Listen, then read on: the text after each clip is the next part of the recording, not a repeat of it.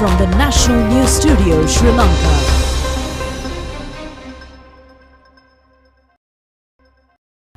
Good evening and welcome to the National News broadcast, bringing to you live from the National News Studios here at the ChannelEye Rupavahini Corporation. I'm Charita Binupurarachi. Joining with me today is Sharon Mascarenhas.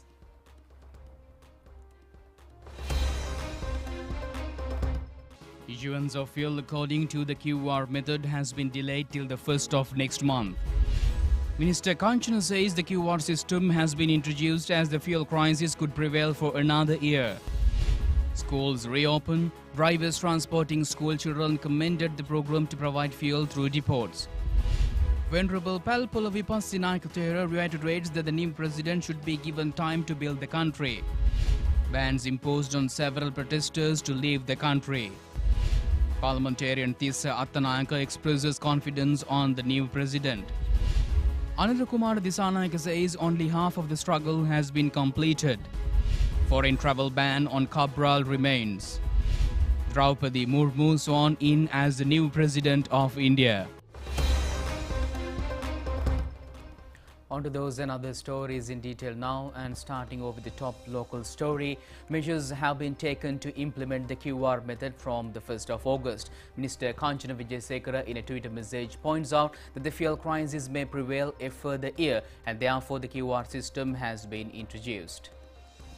Fuel will be issued according to a quota through the National Fuel Pass methodology. The minister adds that a selected island-wide Sipetco and IOC filling station will issue fuel according to a pilot project based upon the National Fuel Pass system. The minister in his Twitter message has focused attention on several factors relating to fuel supply in the next few days. National Fuel Pass will be implemented island-wide from Tuesday, 26th July into multiple locations at Sipetco and LIOZ. The system will be in place with the last digit of number plate until the 1st of August. Stations not equipped or having technical difficulties will follow the last digit and fuel quota allocation until the technical issues are rectified. 60% of the locations have already been equipped and tested and will give a priority in fuel distribution. Request all fuel station owners at Sipetco and LIOC to adopt the system immediately, and distribution will be strictly enforced to fuel stations with the QR facilities by the 1st of August. A request has been made for the public to register with the National Fuel Pass and support the initiative. Options will be given to users to register multiple vehicles with the business registration by the end of the week, to government institutes to register. Divisional secretaries will be given access to the platform to register generators, gardening equipment and other equipment. Police department and divisional secretaries will be given access to register three-wheelers, allocating each three-wheeler to one specific fuel station. The Ministry of Transport will be given access to register buses, allocating them to depots or fuel stations accordingly. Other services such as health, agriculture, fisheries, tourism, industries and service providing sectors will be given access to the system to register their requirements and allocating vehicles at fuel stations. From the 1st of August, only the QR system quota will be in place and the large digit number plate system and other locations will be invalid. National Youth Corps and the National Youth Council members and volunteers to assist the program at fuel stations for the next 10 days.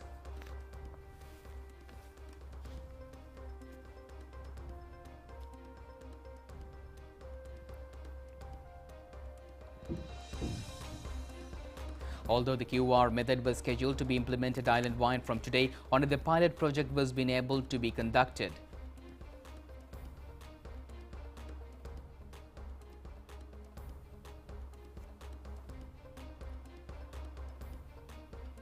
Consumers as well as filling station owners in filling stations in Bandaragama have been subjected to strenuous difficulties for not having fuel despite the government's instructions to supply fuel under the QR system.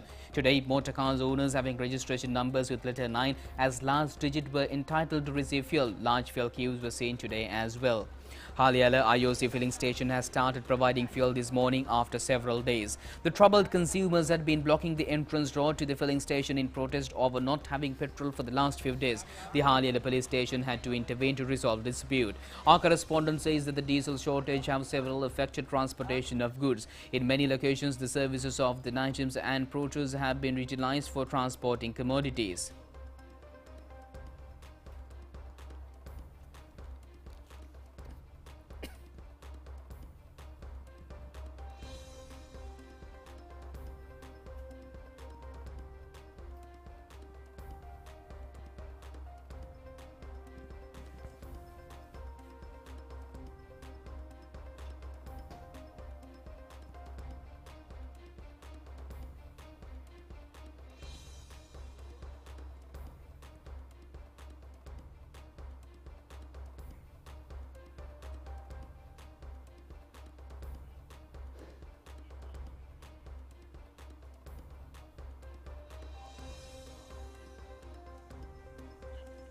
A bystander in a fuel queue at a filling station in Madapantha Piliandula has fallen sick and hospitalized but has passed away. The victim was a 66-year-old father of 3 children and a resident of Polhena, Madapantha.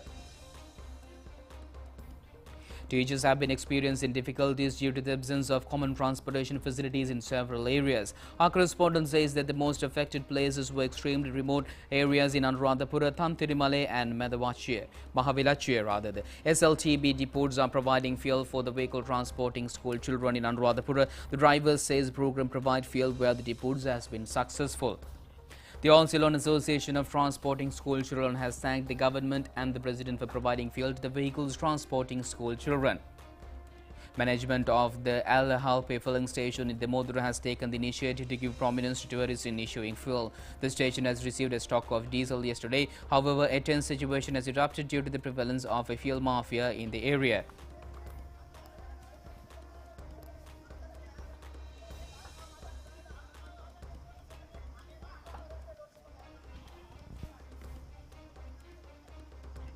It has also been reported that bus and train services has been properly implemented for office workers today.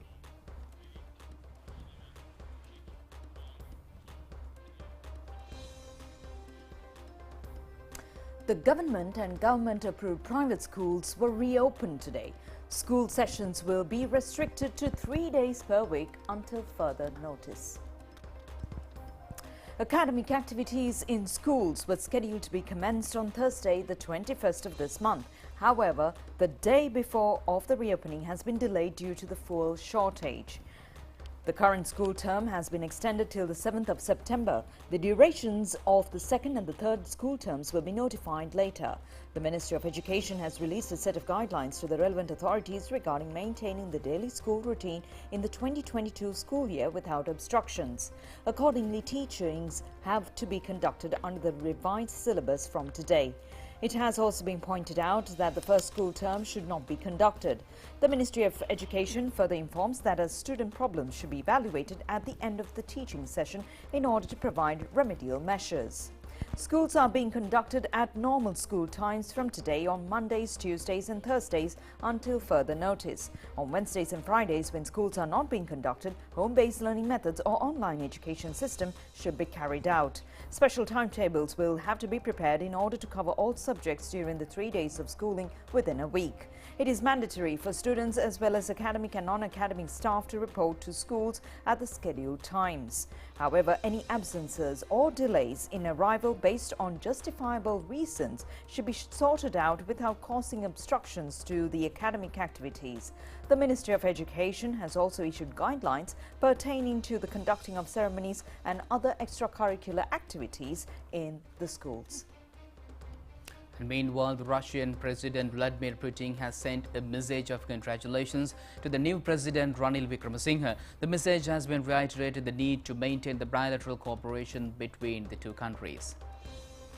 The Russian president in his message has further stated that he believes that the activities of President Ranil Wickremesinghe in his capacity as the head of state would further strengthen regional stability and security as well as enhancing mutual benefits of the people in the two countries.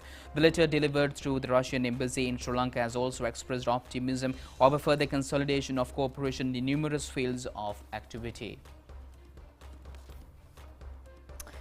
The Registrar of the Kotte Vihare chapter and the Chief Sangha Nayaka of the Japan Venerable Palpola Vipasithero says that the President Ranil Wickremesinghe, with long-term political experience, should be given time to build the country. The Venerable Thero has made these remarks when President Ranil Wickremesinghe has visited the Sedavatta Veharagoda Purana Vihara last evening. The President, upon arrival, was engaged in religious observances and received the blessings. The Mahasangha, headed by the chief incumbent of the Vihara, the Venerable Ambanwala Jnanaloka Thera, have chanted Setpirit and blessed the President.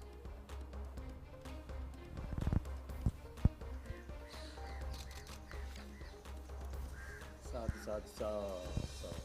Namo tassa bhagavato arahato.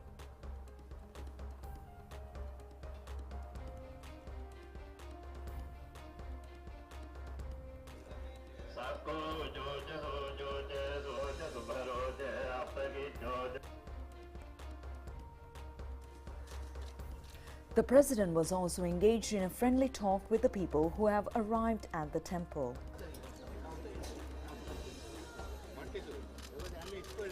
The historic Sedavanta Veharagoda Purana Vihara was bestowed upon the Mahasangha by Mrs. Helena Vijayavardhana and Don Philip Vijayavardhana. A group including Minister Vidura Vikramanayake and parliamentarian Suren Raghavan has also attended the occasion.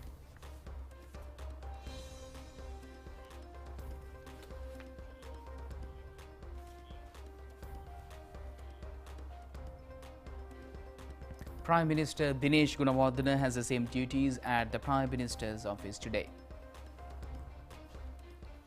He was sworn in as the 27th Prime Minister of Sri Lanka last Friday. A group including Prime Minister's Secretary Anuruddha Dissanayake were also present on this occasion.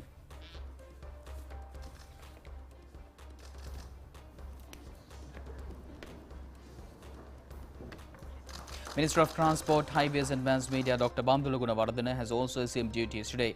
Ministry Secretary Anusha Palpit and officials have also attended the event.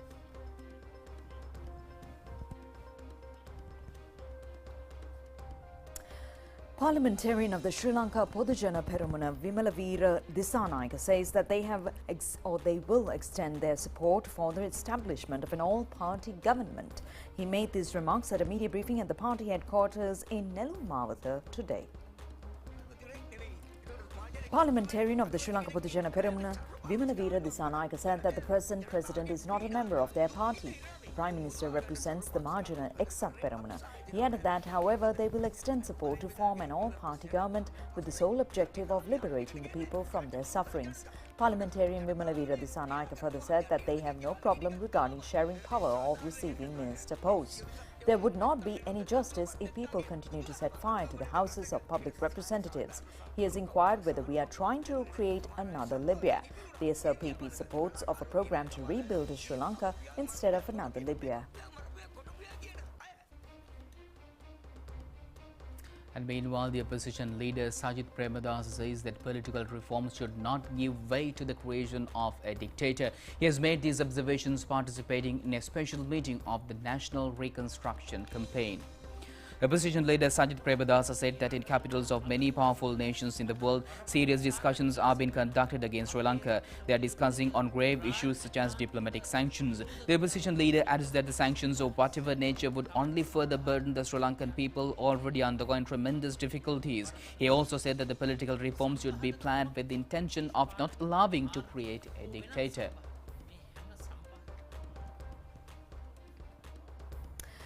Parliamentarian of the Samagi Janabala Vegaya Tissa Thanayake said at a media briefing in Colombo today that they are hoping that the present president would create a change in the country.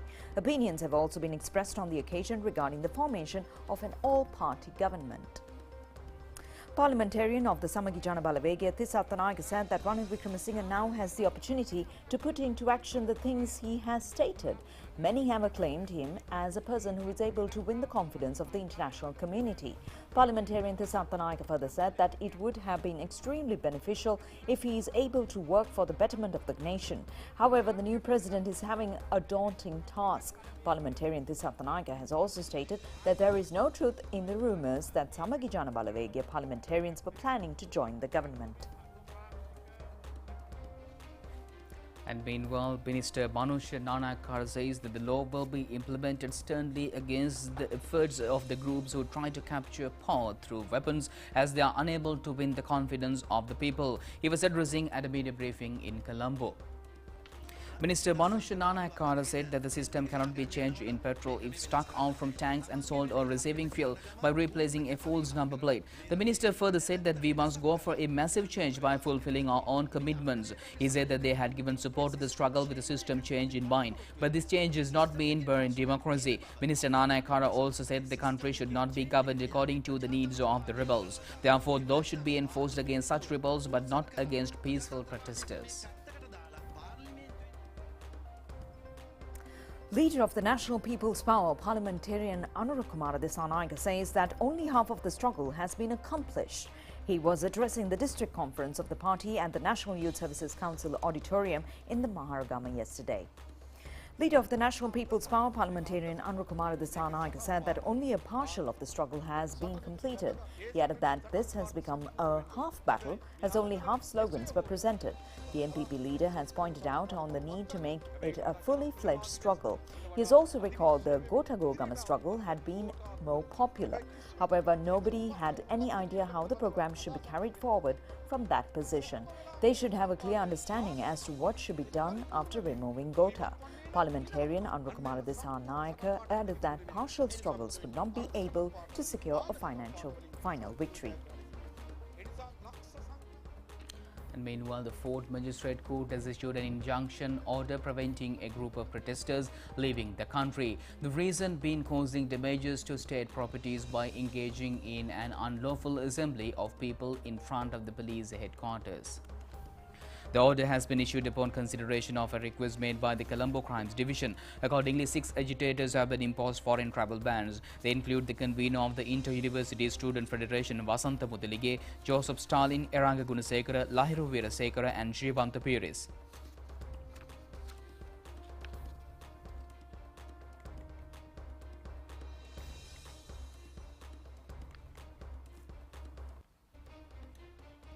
Meanwhile, a protest against the removal of agitators from the presidential secretariat commenced at the Centre for Protest today.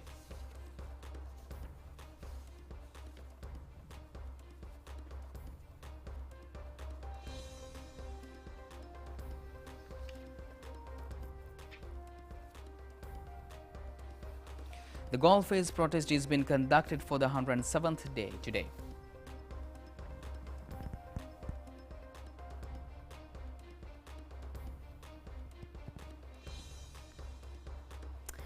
Police media spokesman SSP Nihal Thalduwa said at a media briefing today that several persons who have caused damages to the properties in the President's house and at Temple Trees were arrested. Police media spokesman SSP Nihal Thalduwa said that the Valikada police station officers have arrested 20 suspects who were alleged to have entered the President's house on the 9th of this month. He further said that these suspects were arrested while trying to sell balls of brass used to draw curtains at the President's house. The suspects have been placed under detention. He further said that the Colombo South Division has arrested 2 suspects alleged to have engaged in robberies at Temple Trees. Chief Coordinator of Medical Technology Services of the Ministry of Health, Dr. Anwar Hamdani, says that the country is experiencing a slight increase in the COVID-19 cases at present. He emphasized that the people should comply with necessary precautionary measures and receive their relevant COVID-19 vaccinations to reduce and mitigate the outbreak. He made these remarks during a media briefing held today. As of now, we are slightly noticing an increase of COVID-19 patients, specifically around the Western Province and rest of the country. So, as responsible citizens, we do stand with a liability that we need to follow all the health regulations which we've been following from the first phase itself, that wearing the mask properly, maintaining 1 meter distance, limiting your movements, and especially if you haven't got your vaccine. So, since we've approved the 4th dose as well, if you haven't got your vaccine, till there is more time for you to get your vaccine to protect yourself. So do not hesitate, do not get misled by disinformation. So please make your prime duty to go and get your 4th dose, rather the 2nd, 3rd or the 4th, any of the doses which if you haven't got it. As of now, it's been notified that close to about 1 million population above 60 has not got the vaccine. So when there is a small uprise, when there is a uprise coming around the world and the neighboring countries are also experiencing, like India, and there are more other viruses also spreading around in the world. So it's make your prime duty to save yourself and actually to save the society and the country. So as of this juncture, what we are facing right now in a turmoil situation is always protect yourself from the outside harms or elements, which is your prime duty. There are more other viruses like dengue is also on the uprise. Make your environment, make your surroundings clean and as much as hygienic, so which will prevent the spreading of dengue and other viruses. And along with that, there is reasonable amount of spread of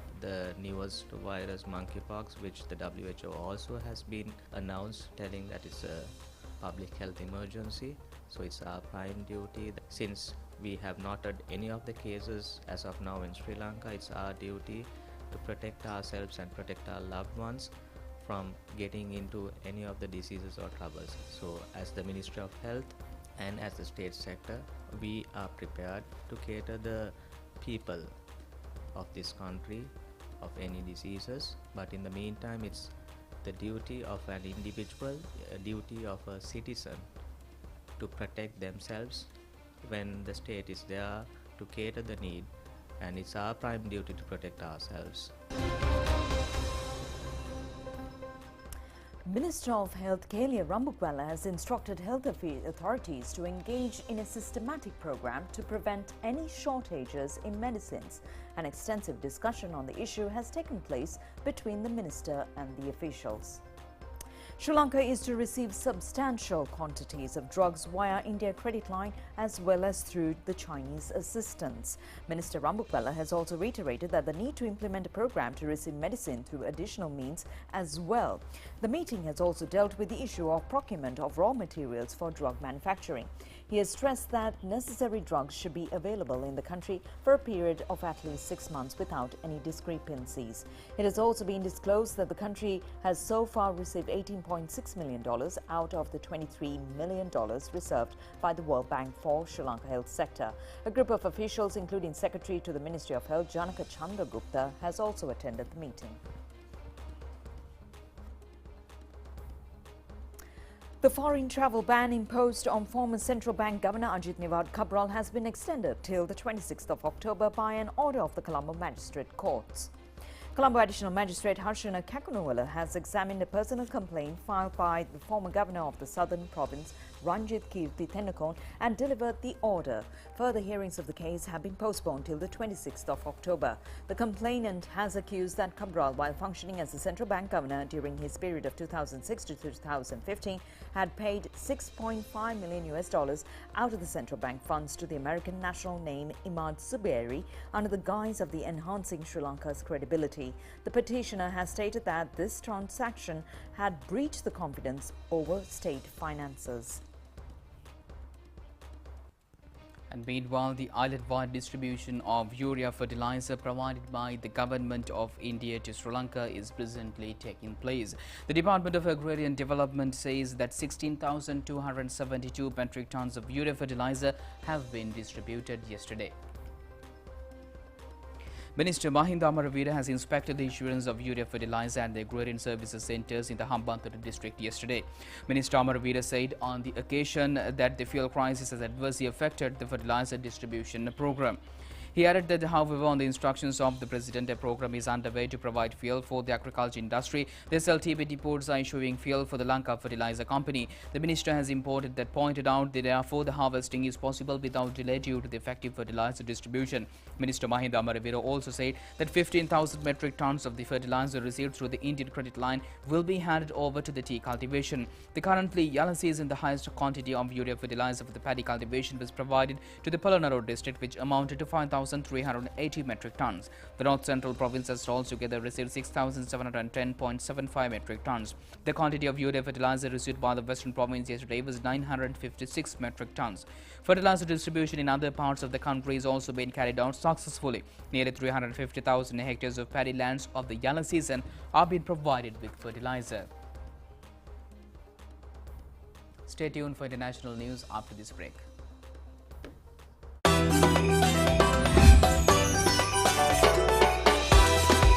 හොඳම දේ විශ්වාසයෙන් treat කරන්න. Prima Treats. Life is a treat.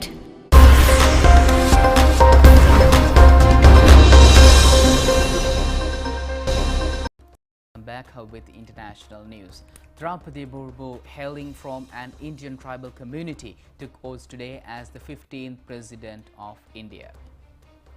She is sworn in before the Chief Justice of India, N.V. Ramanan, at the Central Hall of Parliament. The ceremony was attended by Prime Minister Narendra Modi, Rajya Sabha Chairman M. Venkaiah Naidu and Lok Sabha Speaker Om Birla. In her first address, Indian President Murmu said that her elevation to the presidency is not only her achievement but of the people, as they could also dream of reaching the top. On July 22nd, the former Jharkhand governor registered a historic win over the rival Shaswin Singha in the presidential election, becoming the first tribal candidate and Shield woman in the country to occupy the highest office. She was also officially declared the 15th president of currently after the conclusion of the counting of votes on last Thursday.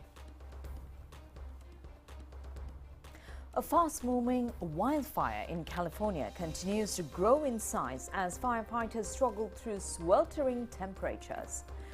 The Oak Fire has now burned more than 15,600 acres of land and is still 0% contained, according to California authorities. They've also indicated that the fire activity is not as extreme as previous days and firefighters are making progress. More than 6,000 people have been evacuated and 10 structures destroyed.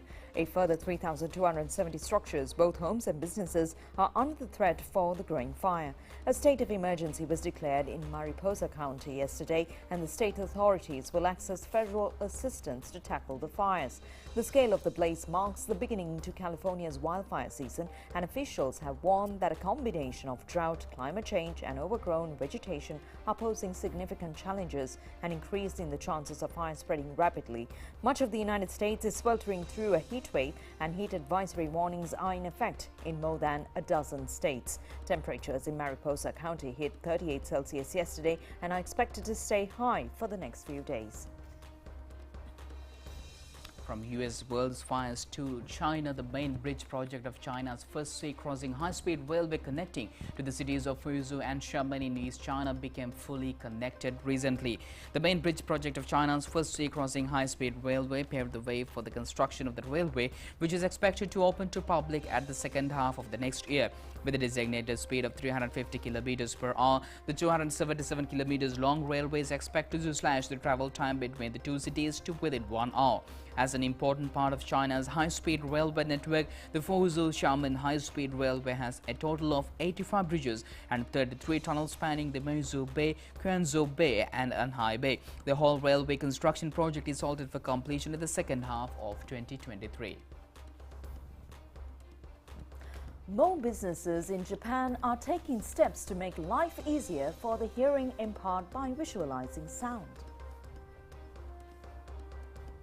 East Japan Railway test launched a system to visualize sounds last month at the Ueno station, a commuter hub in Tokyo. It uses artificial intelligence to analyze sounds like approaching trains or public announcements. These are then transcribed onto a display about the platform. The railway operator will continue the tests until December. The aim is to install the system at other stations after getting feedback from users.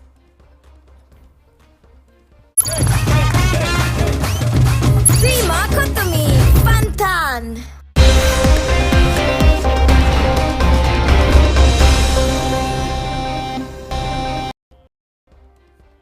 Welcome back, and it's cricket on your sports update. Today was the second day of the current series between Sri Lanka and Pakistan, the second test match, the second day. So at the end of today's play, Pakistan has scored 191 runs for the loss of 7 wickets at the end of today's play for their first innings, and Sri Lanka has scored 387 runs for their first innings. The match is being played at the Galle International Cricket Stadium. When the play commenced this morning, Sri Lanka was at 315 runs for the loss of 6 wickets. The overnight batsmen were Niroshan Dikvala and Dunith Velalage, and Velalage was the first dismissed batsman today. Niroshan Dikvala, scoring 51 runs, has recorded his 22nd half-century in Test cricket.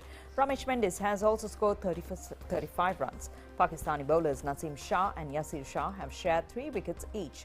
Pakistani opening batsman Abdullah Shafiq was out for no score, and his partner Imam-ul-Haq hit 32 runs. Aga Salman scored 62 runs, has recorded his first half-century in the Test cricket. Ramesh Mendis took 3 wickets and Prabhat Jayasuriya took 2 wickets. Tomorrow is the third day of the match.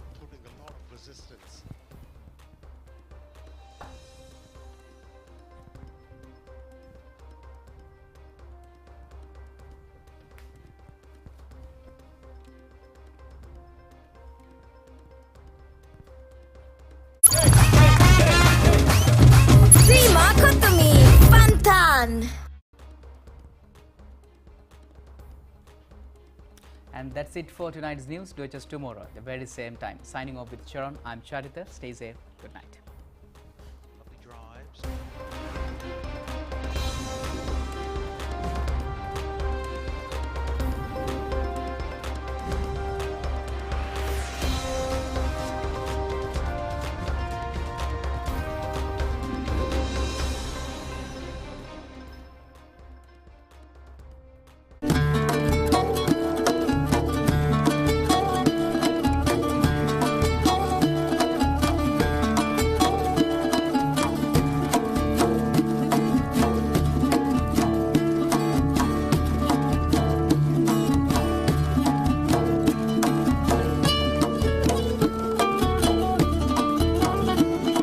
රෙවි දින අරුණැල්ල ඉරිදා උදෑසන 7:30ට